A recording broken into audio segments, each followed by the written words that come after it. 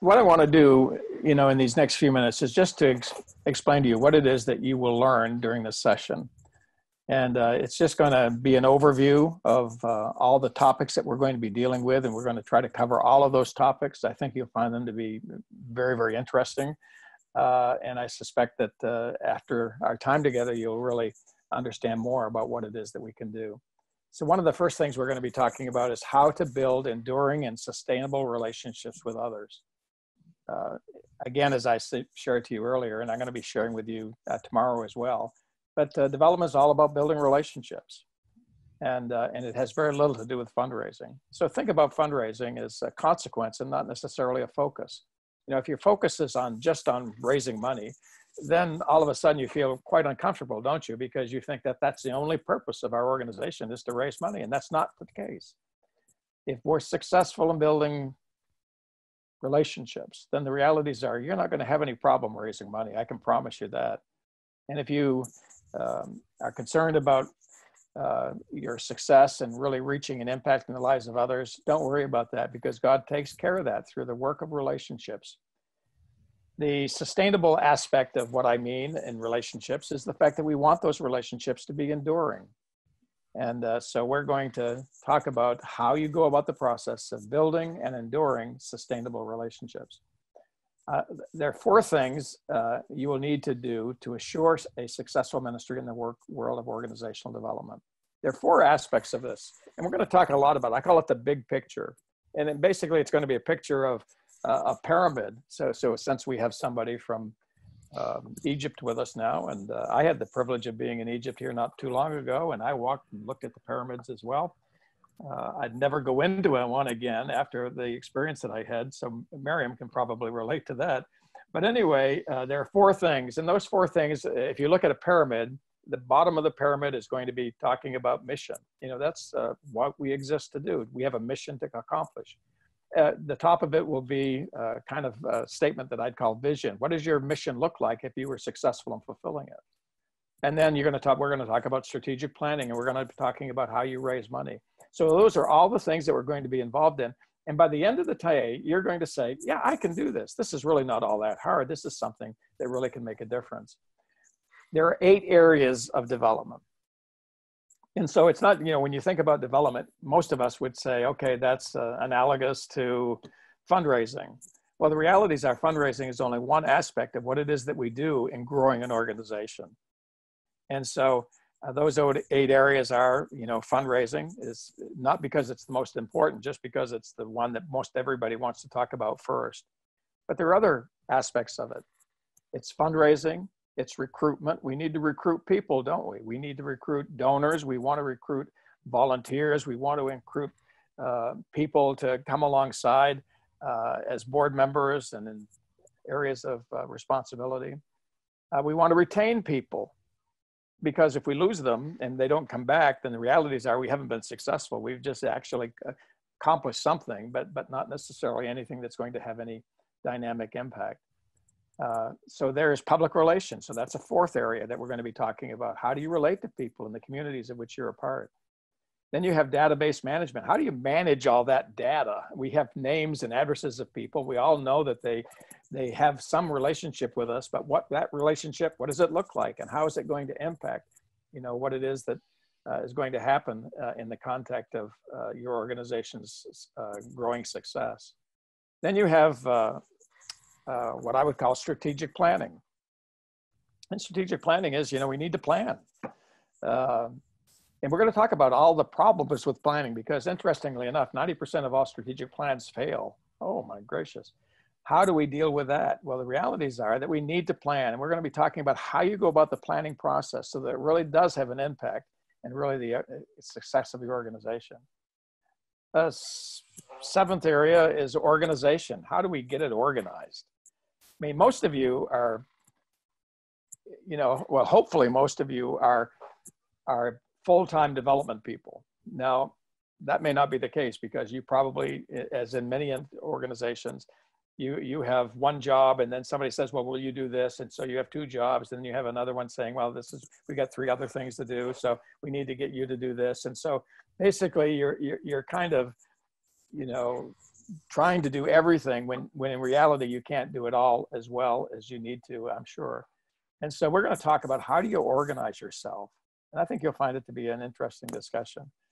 And then the last thing that I would probably remind you of is outcomes. You know, what does the outcome look like if in fact we were successful?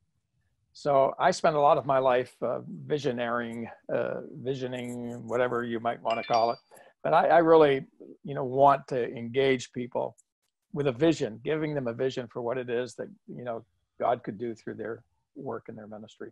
Okay, here's a few others. The 5 steps in development. There's 5 steps in the process of development. It's going to be really easy. It's and basically, I think you're going to find that, well, I can do this. This is really not all that hard at all. So the 5 steps in the process, and we'll talk about them more in detail, obviously, is just, you know, experience somebody, you know, for the first time. And so you want to invite them to something, you know, basically that's usually the first thing. And by the way, you know, one of the great analogies of development is falling in love. Now, all of us can relate to falling in love, you know, because we've all fallen in love somewhere along the way. And so we identify people that we want to be in a relationship with. That's the first step. And basically that means bringing people in, getting to know them and all the kinds of things that are associated with that. We qualify them on the basis of what they know about the organization and how they might be able to be involved in the organization, because not everybody has interests in aspects of development that they would be very, very interested and involved in, and there's other areas that they might not be as interested in and so forth. But we want to qualify people on the basis of what it is that they can bring to the table to help us. And then we want to cultivate them. And cultivating is kind of analogous to falling in love. Remember courtship? Some of you are really old like me, and but I still can remember, you know, I can still remember the times that we had as we were growing in our love for one another. So cultivating relationships is very, very important, because we want to cultivate these relationships so that people become, you know, involved and very, very engaged in what it is that we do. And then we want to engage people. In other words, we want to give them the opportunity to participate, to be a part of what it is that we're doing. And so this engagement becomes very, very important. And then the last part of it is sustaining the relationship, because it's one thing to get a relationship, it's another one to sustain it, isn't it? For over time, people, you know, become long-term supporters of what it is that you do and how you go about doing it and how they can become involved. You will learn how to create a strategic plan. And then I pointed out that 90% of them fail. But strategic planning is very, very important. And I think all of us know that, but we don't necessarily know why it doesn't always work that way, or the way that it should work in order for us to be able to grow an organization. And then how to organize anything without having to do too much. I mean, the realities are, we only have 24 hours a day, 365 days a year. That's all that we've got. And so the realities are, how do we leverage time and energy in a manner that basically is going to enable us to be successful? And so organization is a very, very, very important part of the whole developmental process. And there are 4 ways in which we do development. Now, you think of development as a whole and you're thinking, oh my gracious, this is all the things that we do. But the realities are, there are 4 things. We do 4 things, and all of them are pretty much extremely important. We do projects, okay? Those are short-term activities that we involve in a variety of different ways doing things. So projects are very important.